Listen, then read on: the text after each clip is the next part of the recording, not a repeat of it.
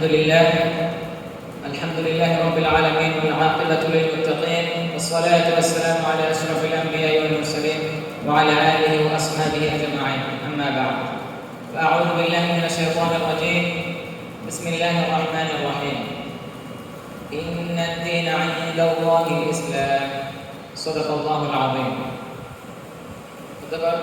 القرآن الكريم متفرقة বিভাগ কর্তৃক আয়োজিত আজকের এই বার্ষিক সাংস্কৃতিক বক্তব্য প্রতিযোগিতার সম্মানিত বিচারক মণ্ডলী এবং ছাত্র ভাইরা সবাইকে জানাই আন্তরিক শুভেচ্ছা ও অভিনন্দন। আজকে আমি আমার বক্তব্যের বিষয় হিসেবে নির্ধারণ করেছি মুসলিমদের বর্তমান অবস্থা ও এর কারণসমূহ। সম্মানিত উপস্থিতি, ইসলামের সূচনা লাগলে মুসলিমরা প্রতিটা ক্ষেত্রে তারা এগিয়ে ছিল এবং মুসলিমরা তাদের সংস্কৃতি দ্বারা প্রভাবিত হয়েছিল। এমনকি তারা মুসলিমদের থেকে জ্ঞান অর্জন করে সেগুলো তাদের ছাত্রদেরকে শিক্ষা দিয়েছিল। তখনকার সময়ে মুসলিমরা পৃথিবীর বুকে মানব উন্নয়নে যে ভূমিকা রেখেছিল অন্য কোনো জাতি সেরকম ভূমিকা রাখতে পারেনি। কিন্তু দুঃখের বিষয় হলো বর্তমান সময়ে মুসলিমরা প্রত্যেকটা জায়গায় নির্যাতিত ও নিপীড়িত। মুসলিমরা সবাই মুসলিমদের বিরুদ্ধে একজন হয়েছে এবং এদের মধ্যে মূলে রয়েছে ইহুদিরা। এবং আল্লাহ তাআলা এটাই বলেছেন, লাতাজিদান্না আশাদ্দান নাসি আদাওয়াতাল লিল্লাযিনা আমানুল ইয়াহুদা ওয়াল লাযিনা আশরাকু। আপনি মুশরিক এবং ইহুদিদেরকে মুসলিমদের চরম শত্রু হিসেবে পাবেন। আর এটাই হয়েছে মুসলিমদের অবস্থা। মুসলিমরা সবাই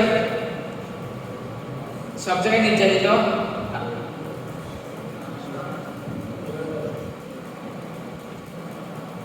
মুসলিমরা ইহুদিরা আজকে বিশ্বকে নেতৃত্ব দিচ্ছে। আর আপনি ভাবেন এখন আপনার চরম শত্রু যখন আপনার উপর কর্তৃত্ব রাখবে, এটা বলার বাকি থাকে না যে সে আপনার নাস্তানাবুদ করে ছাড়বে। আর এটা হচ্ছে মুসলিমদের অবস্থা। কিন্তু আল্লাহ তাআলা বলেছেন, ইন্নাদ দীনা ইনদাল্লাহিল ইসলাম। আল্লাহর কাছে একমাত্র মনোনীত ধর্ম হলো ইসলাম, অর্থাৎ ইসলাম সত্য ধর্ম, বাকি সব বাতিল ধর্ম। এবং আল্লাহ তাআলা অন্য জায়গায় বলেছেন, ওয়াকুল জাআল হাক্কু ওয়া যাহাকাল বাতিল।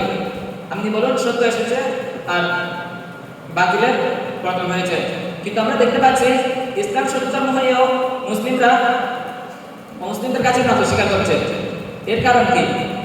অবশ্যই এই কারণ রয়েছে। এর প্রথম কারণ হিসেবে বলতে পারি মুসলিমরা ইসলাম থেকে দূরে সরে গিয়েছে।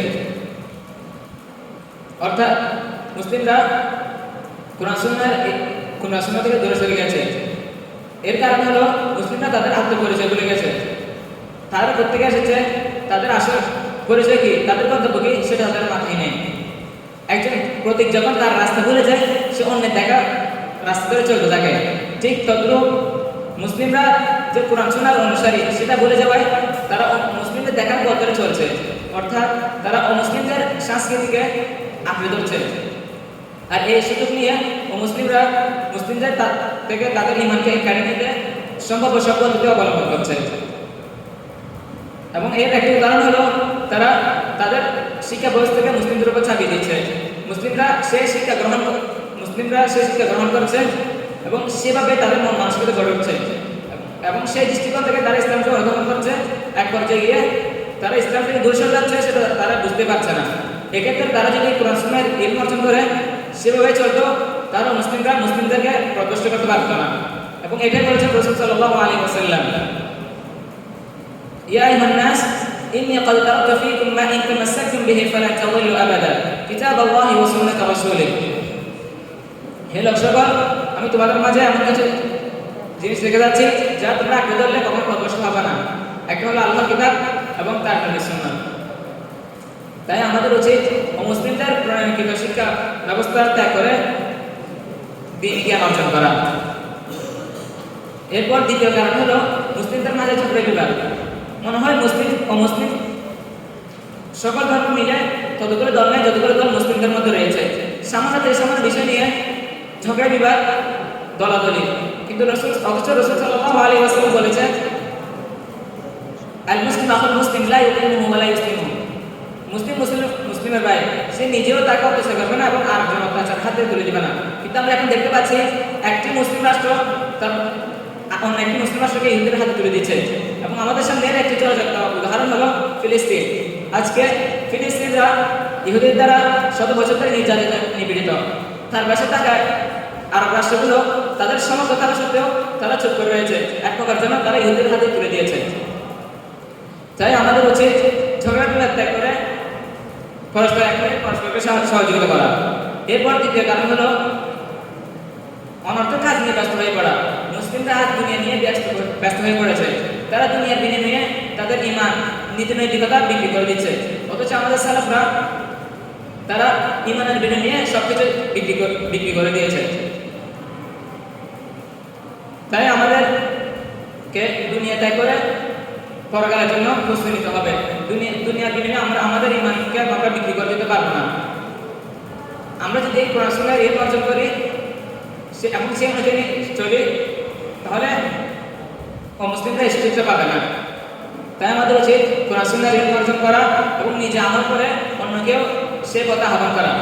এখন কথা হচ্ছে অন্যজনকে আহ্বান করতে হলে তার উপর কর্তৃত্ব থাকতে হবে, কিন্তু মুসলিমদের সেই কর্তৃত্বটা নেই। তাই আমাদেরকে বিশ্বের বুকে ইসলামকে প্রতিষ্ঠা করতে হবে। আর এই ইসলামকে প্রতিষ্ঠা করতে রাসূল সাল্লাল্লাহু আলাইহি ওয়াসাল্লাম তার সারা জীবনকে উৎসর্গ করে দিয়েছেন এবং এর ইমামই ছিলেন তার সাহাবীরা। তাই তার সাহাবীরা সারা বিশ্বকে নেতৃত্ব দিয়েছেন। তাই আমরা যদি কোরআন সুন্নাহর ইলম অর্জন করি এবং আল্লাহর হুকুম আহকাম মেনে চলি, তাহলে আশা রাখতে পারি আমরা একদিন বিশ্বের মধ্যে ইসলামিক শাসন ব্যবস্থা কায়েম করতে পারবো। এই বলে আমি আমার বক্তব্য এখানে শেষ করছি। ওয়া সাল্লাল্লাহু আলহামদুলিল্লাহি রাব্বিল আলামিন। আসসালামু আলাইকুম ওয়া রাহমাতুল্লাহি ওয়া বারাকাতুহু।